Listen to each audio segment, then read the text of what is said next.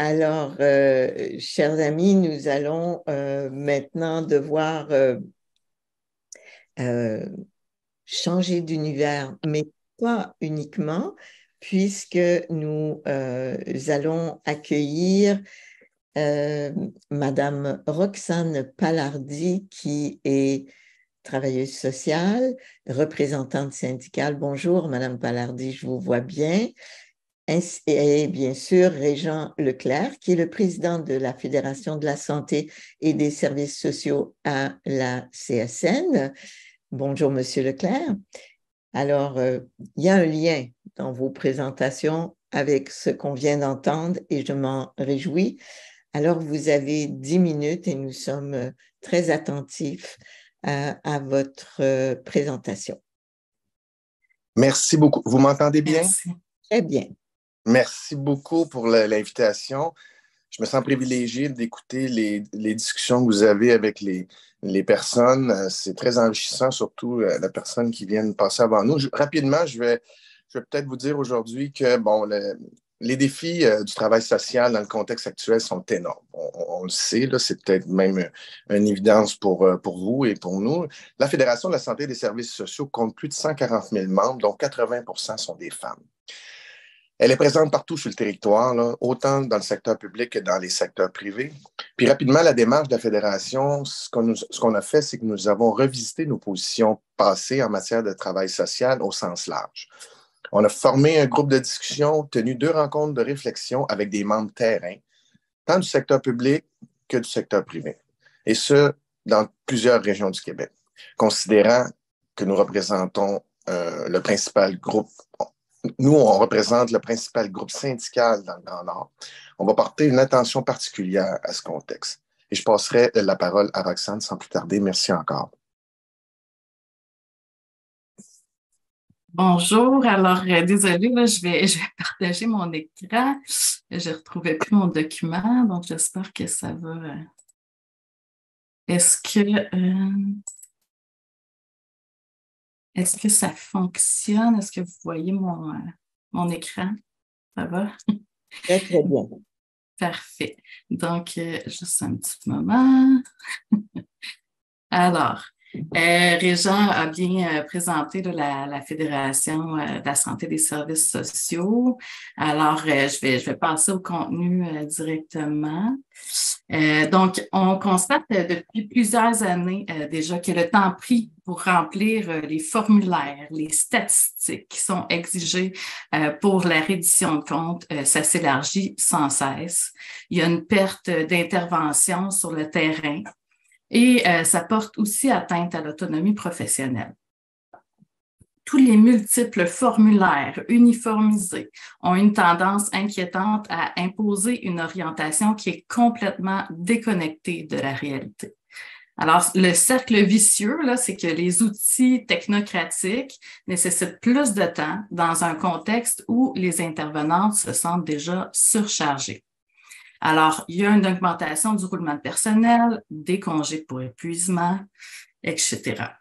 Donc, pour les organismes communautaires, le gouvernement va dire qu'il respecte l'autonomie des organismes. Mais bon, voici les conditions à respecter pour avoir accès à votre financement.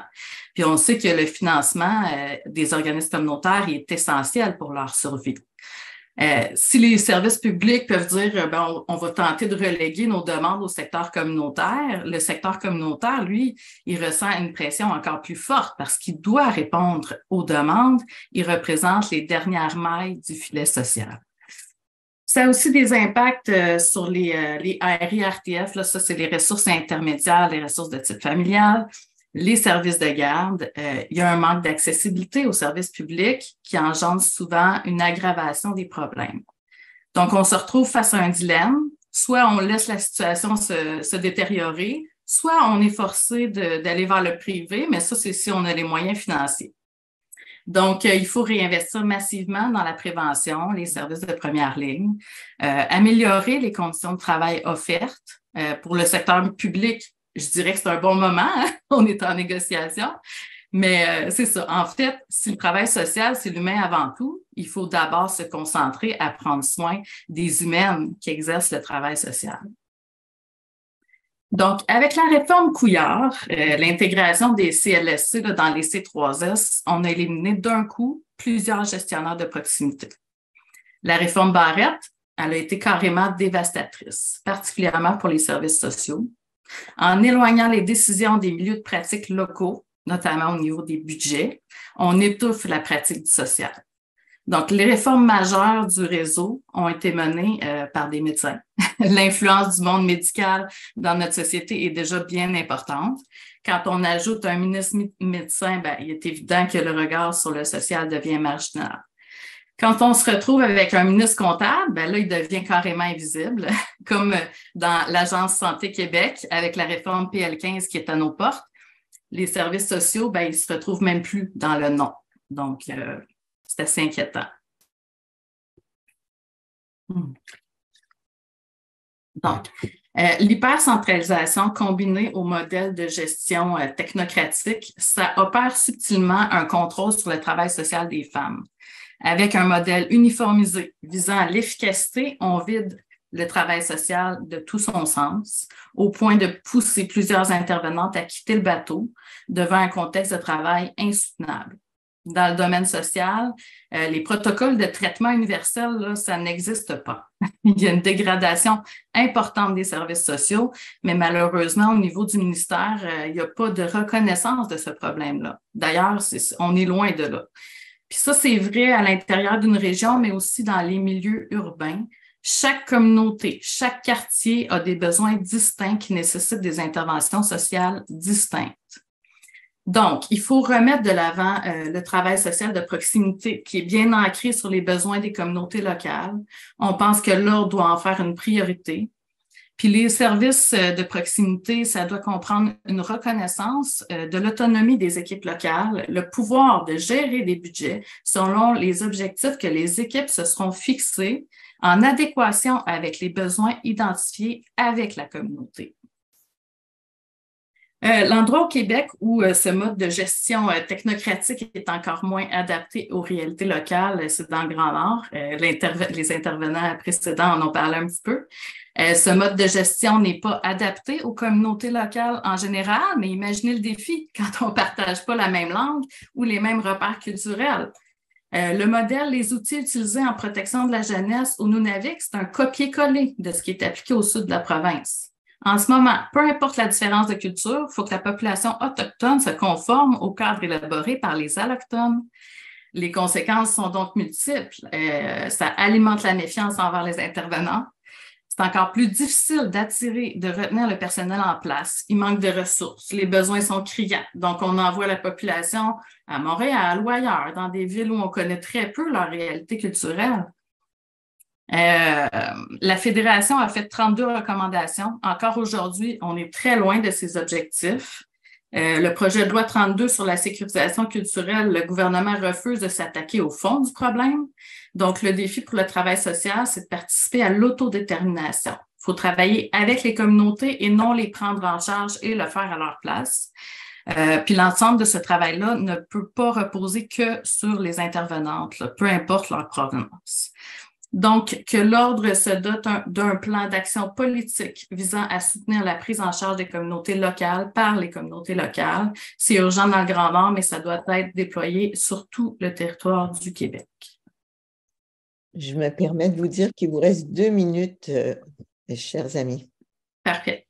Dans tous les milieux, on exprime un vif sentiment de reconnaissance. Dans le secteur public, c'est davantage une méconnaissance du rôle des travailleurs sociaux. Le jugement professionnel semble avoir peu de valeur aux yeux du personnel médical, surtout si notre évaluation est différente de la leur. Les attentes exprimées envers les travailleurs sociaux sont souvent axées sur des résultats qui devraient se produire rapidement. Donc, voilà. Au niveau des postes de techniciennes en travail social dans le réseau, ils sont de plus en plus rares. D'ailleurs, ils ont été complètement ignorés, le programme de technique, là, dans les bourses perspectives annoncées en 2022. Donc, comme si l'exclusion d'un autre professionnel entraînait une ignorance de la pertinence d'avoir des techniciennes dans le réseau public. Donc, pour nous, c'est pas l'intégration des techniciennes dans l'ordre qui est l'avenue à privilégier. Il y aurait une réflexion plus large qui devrait se faire dans le contexte d'une pénurie aussi de main-d'œuvre. Donc, il y a quand même un malaise qui a été exprimé aussi envers le titre d'agente de relations humaines, qui ne sont pas soumises aux mêmes normes, qui ne portent pas la responsabilité associée aux actes préservés, mais qui ont pourtant accès au même rangement salarial que les travailleurs sociaux. Puis qu'ils n'ont pas à payer des montants importants chaque année pour obtenir un permis de pratique. Donc, on a une proposition ici pour s'assurer que les politiques respectent les valeurs du travail social. Je vais aller rapidement parce que je sais que le temps passe. Donc, au niveau de l'identité du travail social, là, parfois, on a l'impression qu'on souffre de troubles de personnalité. Là. Est-ce qu'on est des agentes de transformation sociale ou des agentes de contrôle social? Est-ce qu'on s'est transformé en bureaucrate mandaté pour que les individus s'adaptent aux mégastructures impersonnelles? Donc, c'est ça. Parfois, on a l'impression que on s'est transformé un petit peu plus en service social, soumis au modèle biomédical et comptable. Bon, si dans le secteur public, on parlait de manque de reconnaissance, on se doute que au niveau des secteurs privés aussi, là, c'est encore pire, le manque de reconnaissance, se sentent non reconnus, se retrouvent avec des cas de plus en plus lourds par manque de place dans les services publics, sont considérés comme une sous-classe en matière de travail social, sans parler là, des conditions de travail qui frôlent l'exploitation. Donc, on a une autre proposition ici pour avoir des outils pour sensibiliser sur les différents rôles joués par les travailleuses du social. Au niveau de la représentation du travail social, on en entend peu parler du travail social. Quand ça arrive, c'est souvent des cas isolés, sensationnalistes. Même quand on décide de former une commission sur les droits des enfants, on nomme une ancienne infirmière devenue politicienne pour diagnostiquer les problèmes du social.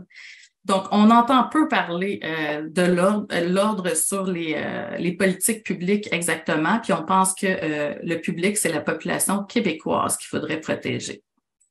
Je repasse rapidement sur la formation en travail social. On considère quand même que chaque niveau de formation est important à reconnaître. On pense aussi que les actes réservés doivent quand même passer par un niveau universitaire, là, parce que ça prend une bonne capacité d'analyse. Mais pour ce qui est de la question du rehaussement des exigences au deuxième cycle, pour nous, ce n'est pas la voie à suivre. Il y a un contexte de pénurie de main-d'œuvre. Donc, pour nous, les études supérieures doivent demeurer une option. Donc, on a une autre proposition sur la recherche qu'on devrait rendre plus accessible. Est-ce que vous me permettez de terminer? Je vais vous demander de conclure parce que nous avons quand même bien lu votre rapport et c'est important de discuter avec vous. Super. Donc, je vais passer sur la formation en travail social. Vous pourrez consulter le document pour ceux qui n'ont pas eu la chance de le faire. Et puis, donc, en conclusion, on vit dans un contexte où les mailles du filet social sont de plus en plus éloignées les unes des autres. Il y a un manque de contact humain, de temps et d'énergie qui nous épuise. On rame à contre-courant de l'heure du temps. Donc, espérons que les États généraux vont permettre à toutes celles qui n'ont pas baissé les bras de retrouver une motivation et de se recentrer sur l'intervention visant une transformation sociale au bénéfice de chaque communauté locale au Québec. C'est un défi de taille, mais pas impossible. Voilà. Bien, merci, Madame Palardy. Monsieur Leclerc, c'est important d'essayer de revenir à notre horaire pour la suite des choses, mais je vais passer tout de suite la parole à Denis Bourque pour entamer la conversation avec vous.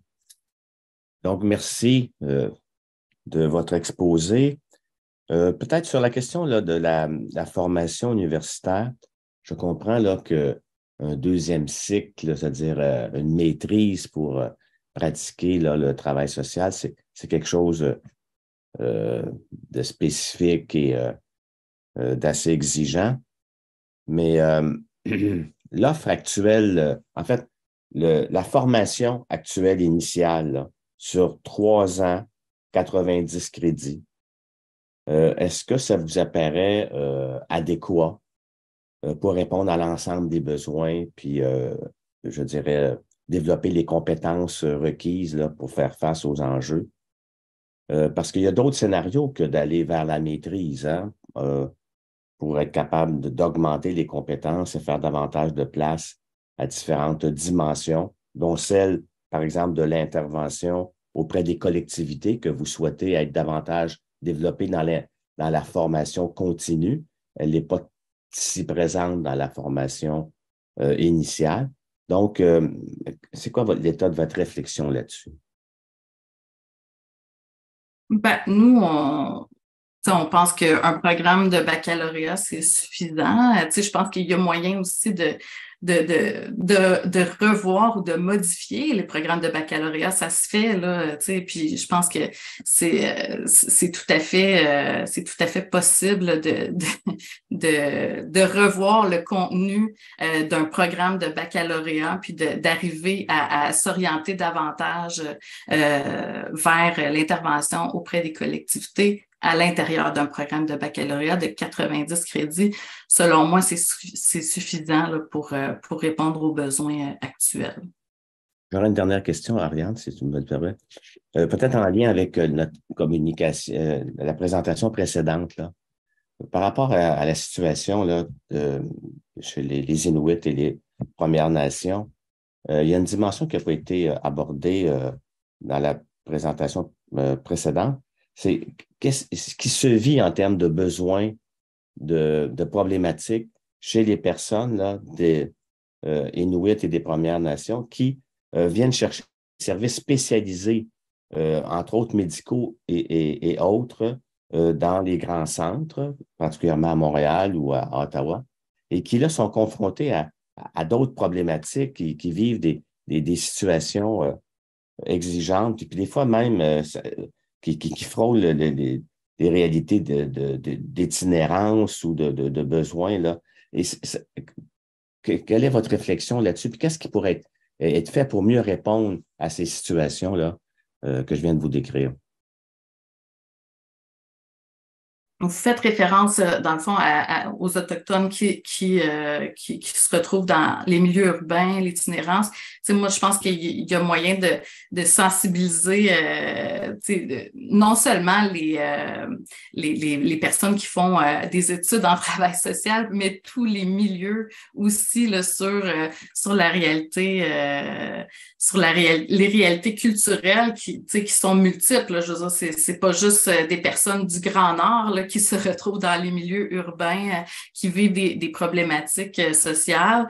Je pense qu'il y a un gros travail à faire puis que le gouvernement fait des premiers pas, là, mais qui reste timide quand même dans les efforts pour sensibiliser la population en général, les différents milieux policiers ou autres là, intervenants dans le milieu de la santé aussi, des services sociaux là, sur ces réalités-là. Puis je pense qu'il faut offrir des ressources adaptées aussi à ces populations-là. Là. Donc, il y a un manque quand même de ressources aussi, là, que ce soit pour les populations autochtones ou les populations les plus vulnérables. Il y a un manque de ressources assez généralisé. Il y a un manque de financement de toutes les ressources spécialisées là, où c'est ça, dans à peu près tous les problèmes sociaux qu'on peut rencontrer au Québec, là, il y a un sévère manque de ressources. Moi, je ne peux pas passer sous silence deux choses. La première, c'est la moitié des Inuits vivent à l'extérieur de leur territoire, sont beaucoup à Montréal et à Ottawa, et au prorata de leur population au Québec, ils sont exceptionnellement des itinérants. Donc, il y a des services sociaux particuliers à créer. Cette précision m'amène à poser une question. Peut-être M. Leclerc peut répondre à ça. Vous dites dans votre deuxième proposition que vous voulez que l'Ordre se dote d'un plan d'action politique pour soutenir la prise en charge des communautés par elles-mêmes. On comprend, vous pensez aux collectivités du Grand Nord et vous souhaitez que l'ordre soit un facilitateur là-dedans. Est-ce que vous pouvez élaborer quelques instants sur cette question? Mais moi, ce que j'en comprends, parce que moi-même, je ne suis pas travailleur social, mais je suis paramédic depuis 30 ans au centre-ville de Montréal par choix, de nuit. Donc, quand on parle d'itinérance puis du type de clients avec qui nous interagissons, je confirme avec vous, madame, que la majorité, madame, messieurs, que la majorité, c'est effectivement du personnel du Grand Nord. Et on constate aussi dans quel état ils se retrouvent. Parce que c'est des gens qui ont une résistance, mais ils ont quand même beaucoup de difficultés à s'adapter malgré leur état. Ben, c'est des gens qui méritent des soins. Au niveau politique, moi, je dirais que il faut savoir, il faut peut-être davantage insister auprès des gouvernements pour remettre à l'avant-scène la notion de service social. Moi, je trouve que puis c'est depuis plusieurs années, Roxane l'a très bien expliqué, mais je crois que l'ordre, en tout respect pour ce que vous faites, parce que je sais que vous en faites déjà, mais il faudrait que l'ordre reprenne vraiment le bâton du pèlerin auprès des instances politiques pour qu'on réintégre le service social, comme ça l'était avant. Que ce soit à travers surtout à travers la première ligne, mais puis je trouvais ça intéressant la façon que Roxane exprimait ça. Moi, je me vois comme paramédic dans une politique qui aura été influencée par l'ordre auprès du gouvernement, nous offrir des formations, nous offrir un travail interdisciplinaire, travailler en équipe auprès de cette clientèle, auprès d'une clientèle qui a besoin aussi de soins en services sociaux, pas seulement des soins médicaux. Puis c'est là qu'il y a comme un clivage qui se fait, puis la prise en charge est plus difficile après. Puis on répète, il y a une redondance des mêmes affaires. Mais ce sur quoi je voulais vous entendre davantage, c'était sur la politique le plan d'action politique de soutien aux communautés locales par elles-mêmes pour qu'elles puissent, dans un souci de gérer et en même temps de décider des avenues à prendre pour leurs services sociaux. Comment vous voyez ce plan politique-là de l'ordre? Moi, en ce sens-là, je passerais plus la parole à Roxane pour l'expliquer davantage puisqu'elle est en contact avec toutes les composantes. Donc, elle a une meilleure compréhension de la vision de la politique que vous. OK, allez-y, Mme Palardi. Ben, je pense que l'ordre a quand même des accès là, au gouvernement actuel. Il est consulté notamment dans le plan d'action, sur plusieurs plans d'action, plusieurs consultations publiques sur les projets de loi, les politiques. Il y a un rôle à jouer pour faire valoir justement l'autodétermination des communautés locales. Là, en ce moment, on a un gouvernement qui ne s'inscrit pas du tout dans cette vision-là. Au contraire, pour les services sociaux, c'est extrêmement inquiétant. Donc, je pense que l'ordre a un rôle à jouer pour protéger le public qui est la population québécoise au grand complet, là. Donc, c'est en ce sens-là qu'on mettait ça de l'avant. Nadine, il reste 30 secondes. Avez-vous une observation ou quelque chose? Non, je vous dirais, on conclurait peut-être avec les échanges qu'on a eus. J'ai bien apprécié de prendre connaissance de votre mémoire et des éléments que vous avez portés à notre attention. On prend le temps de vous remercier. Ben, voilà, nous sommes... Le trio est en écho à ce que Nadine vient de dire. Merci d'avoir réfléchi et soumis votre réflexion et bonne continuation dans cette période qui sera sans doute assez difficile et palpitante. Portez-vous bien. Merci. Merci beaucoup de nous avoir reçus. Merci. Merci, bonne fin de journée. Bonne fin de journée.